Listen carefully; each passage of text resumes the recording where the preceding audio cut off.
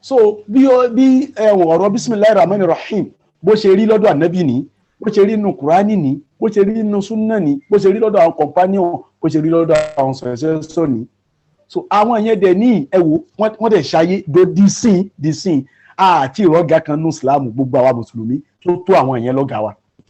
ààrẹ ni ta lè fi wé wọ́n lo láìfù wọn wọ́n wà òkè wọ́n gbádùn wọ́n tún wá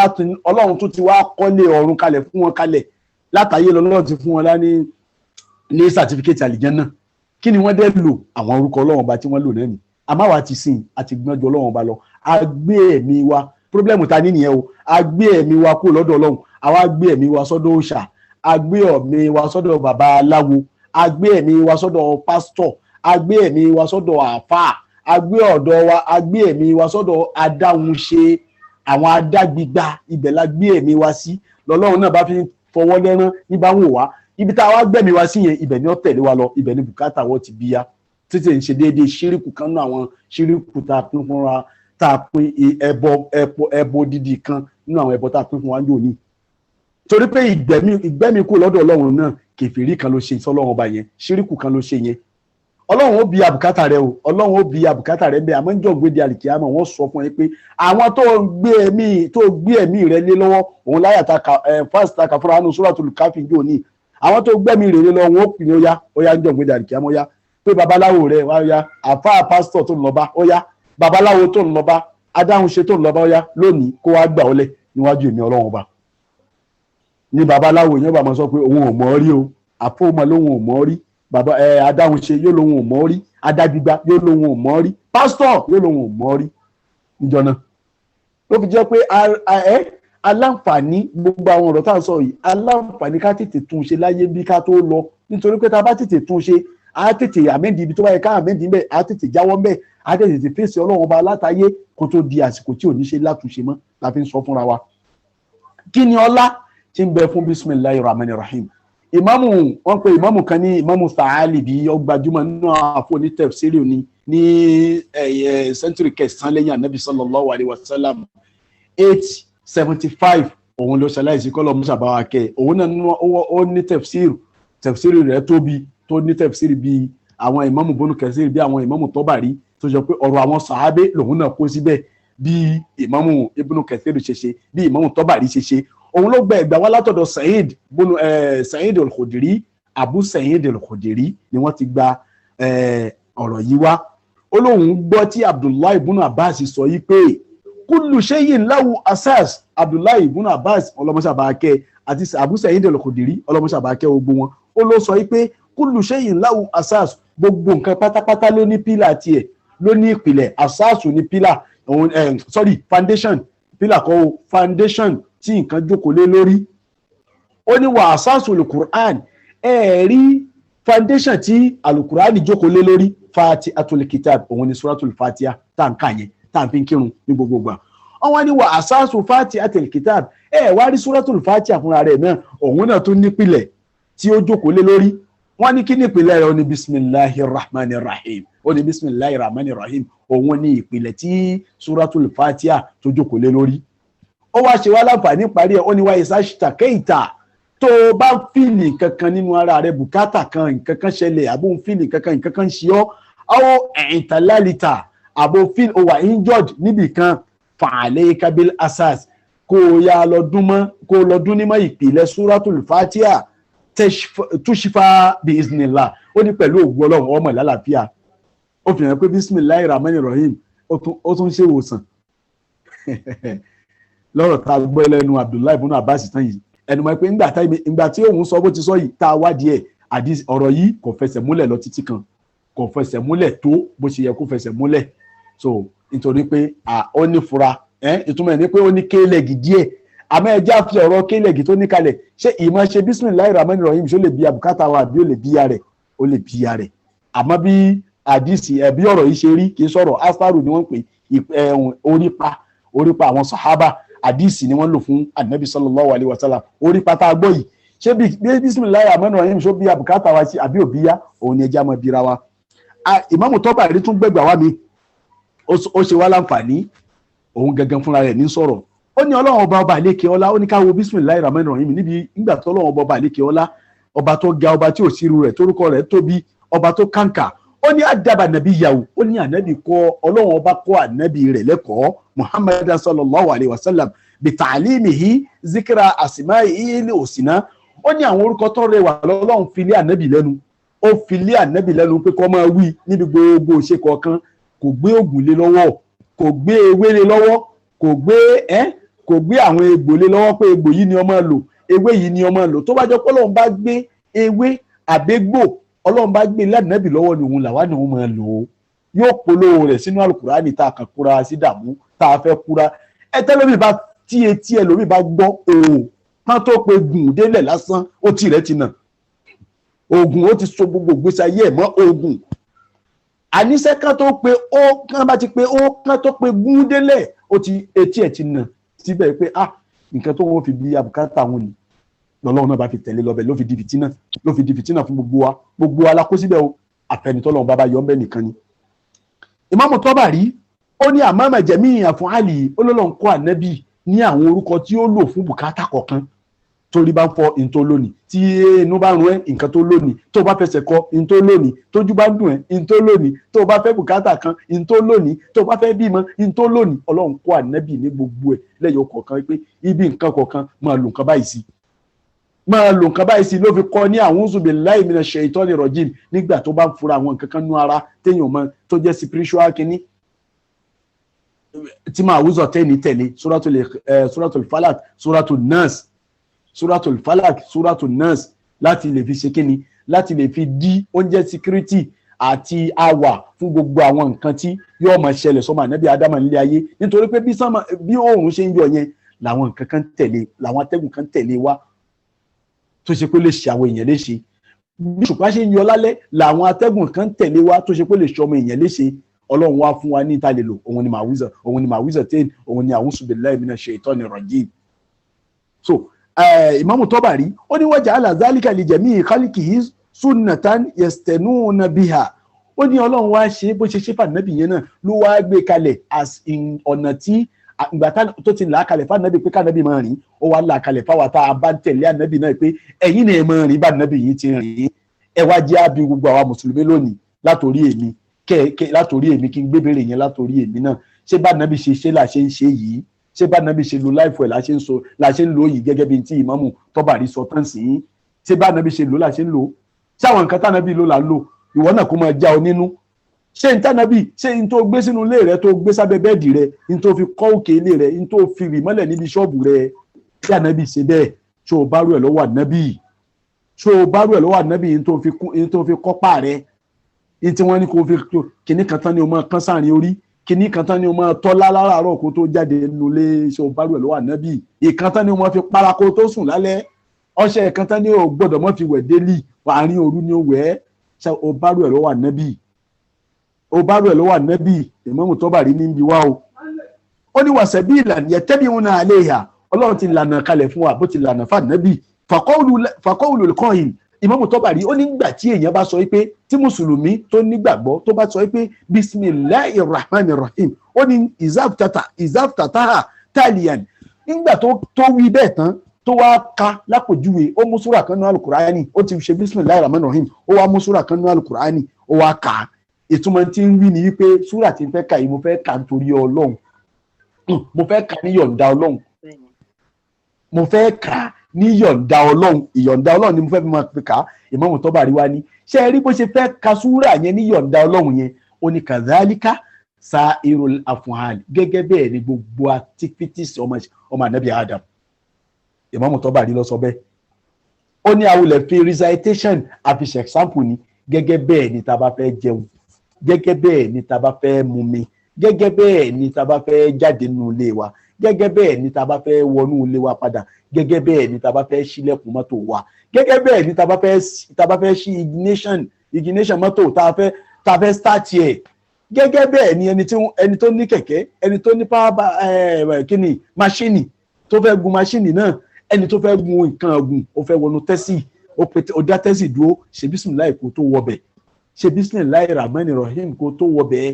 ṣe bísímìláì ràmánì rọ̀hìm kó tó sùn ṣe bismillahir rahmanir rahim kó tó mú mi yẹn kó tó jẹun yẹn kó mọ́ bá jẹjẹkújẹ ìdọ̀tí tó bá wà mẹ́ẹ̀ nítorí pé níta bá ti ṣe bismillahir rahmanir rahim sí mo ti sọ bẹ̀rẹ̀ lẹ́ẹ̀kan ẹ ti kó sínú gádìn ọlọ́run ẹ ti kó nǹkan òun sínú gádìn ọlọ́run Ìmámù Tọ́bàrí tí ó fi ṣe wá ní àǹfààní nìyẹn ó wá ní kó lè já sí pé eléyìí o tóun sọ yìí elitimasam limaunatihi wa tawfiqihi ó ní tá a bá ṣe báyẹn ẹ ti kó ọlọ́run ọba ní pápá mọ́ra pé níta fẹ́ ṣe ìyá àti kó sọ́dọ̀ rẹ àdéhùn wà ràn lọ́wọ́ lórí ẹ̀ lọ́dọ̀ rẹ wa tawfiqihi a sì ń wá àṣeyọrí lórí níta fẹ́ ṣe yẹn lọ́tọ̀dọ̀ rẹ wa mukhalafatan eléyìí jẹ́ odidi kan o odidi kejì ń bẹ ní pé ẹni tó sọ bismillahir rahmanir rahim ó ní mukhalafatan ó ní yẹn jẹ́ tó ń já sí pé a tún fi ń yapa ẹgbọ́ àárín yìí dáadáa o ó ní bismillahir rahmanir rahim tí mùsùlùmí bá wí ó já sí pé tó wí níbi gbogbo àwọn nǹkan activities ẹ̀ tó ń ṣe ó ń jẹ́ ìyapa lílì wàsàní yìí fún àwọn tí wọ́n ń sin nǹkan mi lẹ́yìn ọlọ́run alladhina yabda'una a'malahum bi asma'i alihatihim àwọn tó ṣe yí pé wọ́n á máa bẹ̀rẹ̀ iṣẹ́ wọn gbogbo ìgbà tó máa fẹ́ bẹ̀rẹ̀ iṣẹ́ wọn kí làwọn náà máa ń ṣe wọ́n ó dákọ̀ àwọn òòṣà wọn awtawagitihim tọ́gùtù àwọn tọ́gùtù wọn tí wọ́n ń tẹ̀lé àwọn òòṣà wọn tí wọ́n ń sìn wọ́n kọ́kọ́ dárúkọ wọn sí bẹ̀rẹ̀ náà fàyẹ̀kùlùn ó ní lápèjúwe wọn máa sọ pé bísímìláàtà ṣe mọ̀ pé láàtà inú àwọn òòṣà tí wọ́n ń sìn mọ́kàndé òní ní tẹ́ bá gbàgbé aláàtà almanata alunza àti wubal 300 and something òòṣà tí wọ́n ń sìn ní mọ́kà ó ní tán bá fẹ́ bẹ̀rẹ̀ iṣẹ́ wọ́n sọ pé bísímìláàtà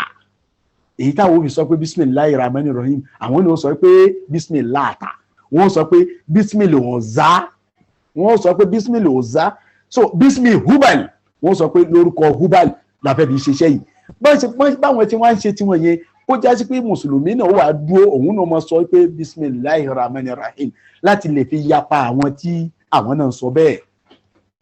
ọlọmọṣàbà kẹ́ Ìmámù Sọ̀búní àti Ìmámù Tọ́bàrí àti Ìmámù Ibn Kathir àti Abdullahi ibn Fodi àti gbogbo àwọn sàhábì ànábì companion successor tá a dákọ àti gbogbo àwọn companion ànábì tá a dákọ àtànábì sallallahu alayhi wa sallam àtànábì Ibrahim àtànábì Suleiman àtànábì Nuhu gbogbo àwọn ànábì ọlọ́run ọlọ́mọṣàbà kẹ́ wọn ìwọ ọlọ́run bùkátà wa tí ó kọjá bismillahir rahmanir rahim ọlọ́mọ fún wa bùkátà àti ọkọjá bismillahir rahmanir rahim nínú láìfù wa tó jọ pé nílè dárúkọ ọlọ́wọ́n ọba tí ó bí yá ọlọ́mọ fi dààmú wa bùkátà tá a dárúkọ ọlọ́wọ́n ọba sí tá a ṣe bismillahir rahmanir rahim sí tí ó sì bí yá tá a ṣe subhanallahi sí tí ó sì bí yá tí a ṣe tí a náwó alhamdulillahi sí tí ó sì bí yá tí a náwó la ilaha illallah sí tí a náwó muhammadu rasulullah sí tí a náwó asbunallahu wa ni'mal wakil wa ni'mal mawla wa ni'mal nasir tá a náwó rẹ̀ sí tá a náwó ma sha allahu la quwwata illa billah tá a náwó la hawla wa la quwwata illa billahi al-aliyyil azim tá a náwó rẹ̀ sí wọlọ́n mọ́ gbé bá wa ọlọ́run mọ́ gbé bá wa nítorí pé fẹ́ ká bí abùkátà láyé ní ká máa wá lọ rojọ́ níjọ̀gbìn jalè kìámà ọlọ́mọ ṣàṣàánú ẹnìkọ̀ọ̀kan wa ọlànàbì ní ọ̀dọ̀ ọlọ́run àbọ̀rọ̀ òun ni a sọ fún ọmọlúàbí tá a bá ní a máa sọ̀rọ̀ bismillahir rahmanir rahim ó pọ̀ amẹ́nu tá a sọ yìí ó ti tó fún ọlọ́gbọ́n wa ma yadhakkaru illa ulul albab tó ọlọ́mọ ṣàwọlá bismillahir rahmanir rahim wọ́n ṣàbí abùkátà wa ọlọ́run ṣàánú wa wọlá bismillahir rahmanir rahim bí abùkátà wa ọlọ́run wọlá bismillahir rahmanir rahim bismillahir rahmanir rahim bismillahir rahmanir rahim bismillahir rahmanir rahim بسم الله الرحمن الرحيم بسم الله الرحمن الرحيم بسم الله الرحمن الرحيم بسم الله الرحمن الرحيم سبحان ربك رب العزة عما يصفون وسلام على المرسلين والحمد لله رب العالمين آمين آمين آمين السلام عليكم.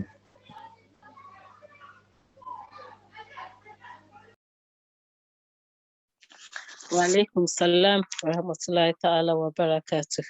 الحمد لله الحمد لله الحمد لله رب العالمين. بسم الله الذي لا يضر مع اسمه شيء في الأرض ولا في السماء وهو السميع العليم. أدوبل دلو الحمد لله. باشا في بسم الله الرحمن الرحيم. Although any technical issues, but I want to بسم الله تيولون في inspire Ànábì Nuhu alayhi salatu wassalam. pé ńgbà tó máa bẹ̀rẹ̀ kó máa sọ bísímìlà, ńgbà tó bá rí pé bóyá ó ń lọ too fast àbí turbulence wà, bísímìlà náà ni kó máa sọ títí tó máa fi gúnlẹ̀, tọ́lọ́run dẹ̀ wá jẹ́ kó fi gúnlẹ̀ síbi alálùbáríkà. Ọlọ́run tó, a dúpẹ́ lọ́dọ̀ Ọlọ́run pé Bismillahir Rahmanir Rahim tá fi bẹ̀rẹ̀ eléyìí náà, gbogbo bí Zoom ṣe ń ṣe technical kìíní, Bismillahir Rahmanir Rahim tí gbogbo wa náà ṣe pẹ̀lú ògo Ọlọ́run, Ọlọ́run dẹ̀ jẹ́ kí a lè rí continue tí a fi lè parí ẹ̀ dé program alẹ́ ni. So bá ṣe fi Bismillahir Rahmanir Rahim bẹ̀rẹ̀ tó dẹ̀ fi support wa tó fi guide wa títí tá fi parí ẹ̀, ó tọ́ sí pé ká sọ alhamdulillahi rabbil alamin, pé tó a dúpẹ́ lọ́dọ̀ Ọlọ́run tí ó tún fún wa ṣe ní òní yìí, alhamdulillah. tó ọ̀rọ̀ ni a ti gbọ́ yẹn, kò sí nǹkan tí a fẹ́ ṣe tí a ní sọ Bismillahir Rahmanir Rahim kí ó bá lè já sí dáadáa. A dúpẹ́ lọ́dọ̀ Ọlọ́run. tó ẹ̀kọ́ tí a tún mú níbẹ̀ nìyẹn lé ní pé kò sí nǹkan kan tá fẹ́ ṣe, ẹ jẹ́ ká máa ṣe ní gbogbo ìgbà, no matter how small. À ń dìde ni o, à ń sùn ni o, nǹkan kí nǹkan tá fẹ́ ṣe, a fẹ́ bẹ̀rẹ̀ mú nǹkan ni Bismillahir Rahmanir Rahim, ó bí a gbogbo bùkátà yẹn, ká dẹ̀ fi ọkàn sí ọ̀dọ̀ Ọlọ́run ní gbogbo ìgbà. Kò sí nǹkan kan tó ṣòro fún Ọlọ́run. Àsìkò lè má tó, ṣùgbọ́n ká ṣe sùúrù. Àsìkò nǹkan tá à ń fẹ́, a lè feel pé bóyá ó ń pẹ́ jù, ṣùgbọ́n sùúrù ni. Bí bàbá wa Sheikh Afala ṣe máa sọ pé wẹ́rẹ́ ẹ̀dá ó padà débi tó ń lọ, tẹ́dá ò bá ti kánjú, bùkátà á sì bíá, wẹ́rẹ́ ẹ̀dá ó padà débi tó lọ. So ẹ jẹ́ ká ṣe Bismillahir Rahmanir Rahim, ká dẹ̀ nígbàgbọ́ wípé Ọlọ́run á ṣe, torí pé Ọlọ́run á ṣe. Àsìkò tó fẹ́ ṣe, bó ṣe fẹ́ ṣe, ìyẹn ni kò yé wa, ṣùgbọ́n sùúrù ó gbé gbogbo ẹ̀. tó a dúpẹ́ lọ́dọ̀ Ọlọ́run. Ustaz, jazakallah khairan, brother Hakeem, a dúpẹ́ lọ́dọ̀ ẹ̀yin náà, àtàwọn gbogbo àwa ọkùnrin àti gbogbo àwọn obìnrin tí a wà ní platform, jazakallah khairan, tí Ọlọ́run, a dúpẹ́ lọ́dọ̀ yín tẹ́ ń bá wa dá sí, a dẹ̀ dúpẹ́ fún gbogbo time tí ẹ ń fi sílẹ̀ láti wá máa gbọ́ program yìí, jazakallah khairan. Ọlọ́run bá wa san gbogbo alẹ́ sàn, á bá bí gbogbo bùkátà wa, èyí tó ti ṣe kò ní bàjẹ́, èyí tó kù tí ẹ̀ tá à ń retí látọ̀dọ̀ Ọlọ́run á fi àlùbáríkà sí fún wa. Gbogbo nǹkan tí a dáwọ́lé àti tí a plan pa fẹ́ ṣe, bóyá lọ́la ni àbí lọ́túnla àbí whenever, gbogbo nǹkan dáadáa tí a ti plan, àbẹ̀ Ọlọ́run pẹ̀lú Bismillahir Rahmanir Rahim, kí Ọlọ́run ṣe ní ìrọ̀rùn, kí ó já sí dáadáa, kó sì fi àlùbáríkà sí fún wa. Ọlọ́run má fi nǹkan tí a rò, má fi ba eléyìí tí a rò jẹ́. Ọlá Bismillahir Rahmanir Rahim.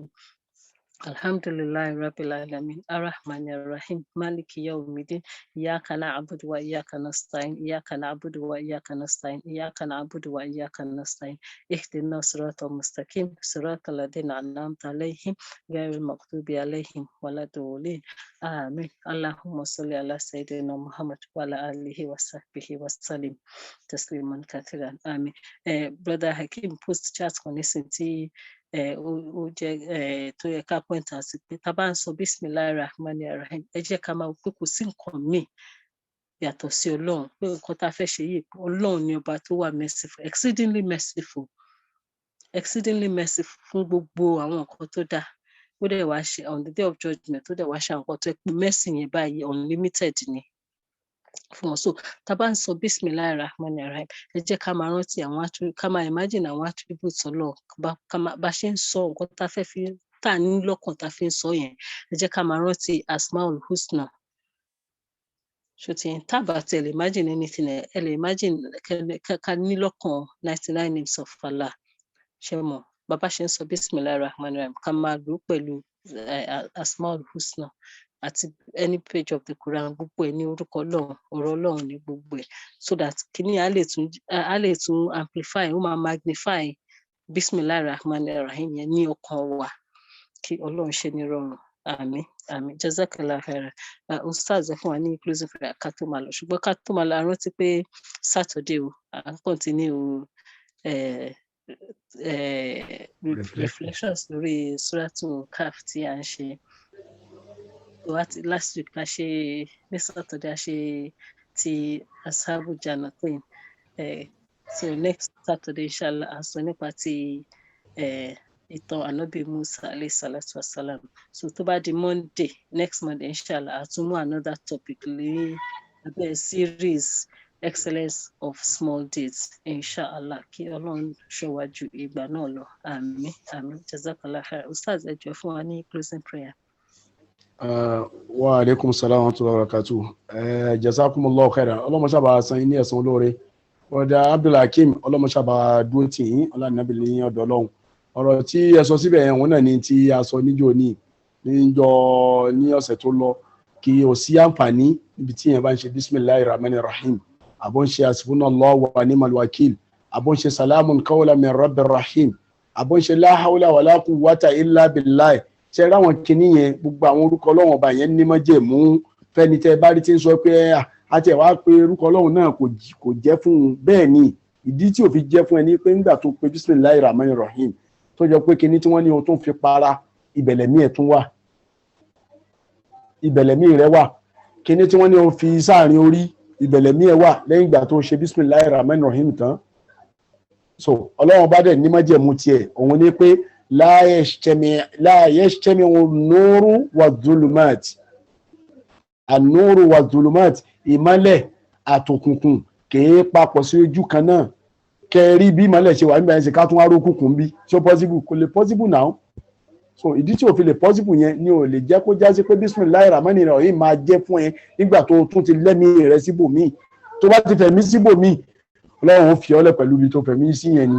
yóò kó orúkọ Ọlọ́run tó orúkọ Ọlọ́run ọba àìkó mọ́dọ̀tí subhanallahi wa ta'ala amma yushrikun títóbi Ọlọ́run ọba tí ó dọ̀tí. Ànábì sallallahu alaihi wasallam sọ fún apá ànábì sallallahu alaihi wasallam sọ fún pé Ọlọ́run ọba tó mọ́ ni ó sì fẹ́ràn nǹkan tó mọ́ púpọ̀. So ìdọ̀tí ni kó ronú pé òun fẹ́ ṣe hasbunallahu wa ni'mal wakil lórí bùkátà rẹ kó tún wá gbẹ̀mí sọ́dọ̀ bàbá kan pé tí n bá ti wá kú lọ́dọ̀ wọn bá tí n bá ti parí àdúrà yìí tán ní sáré lọ́dọ̀ bàbá àṣàlẹ̀ kinní kan bàbá àṣàlẹ̀ ọjà òkè ọjà àárín ọjà bàbá tí o gbẹ̀mí sí yẹn.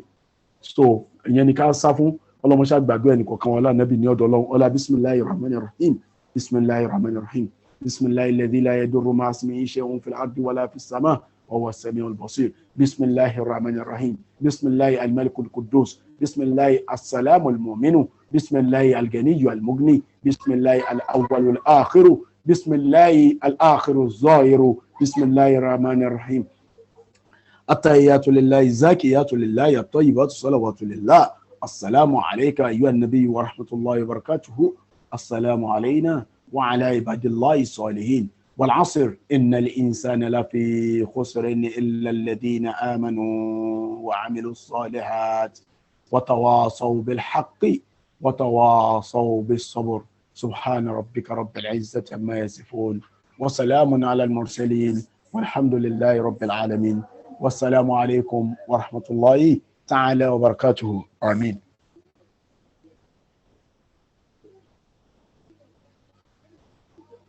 Rahmatullahi ta'ala wa barakatuh. Alhamdulillah rabbil alamin. Jazakallah khairan. Alhamdulillah, alhamdulillah, alhamdulillah. Rabbana taqabbal minna innaka antas samiul alim. Rabbana taqabbal minna innaka antal mujibud du'a. Astaghfirullah, astaghfirullah, astaghfirullah. Wa atubu ilayhi min kulli sanati.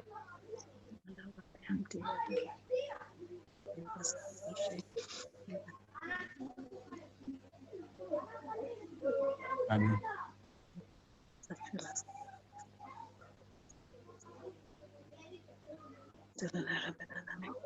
Amin. Ṣé gan ni ẹsẹ̀? Ọlọ́run ṣe.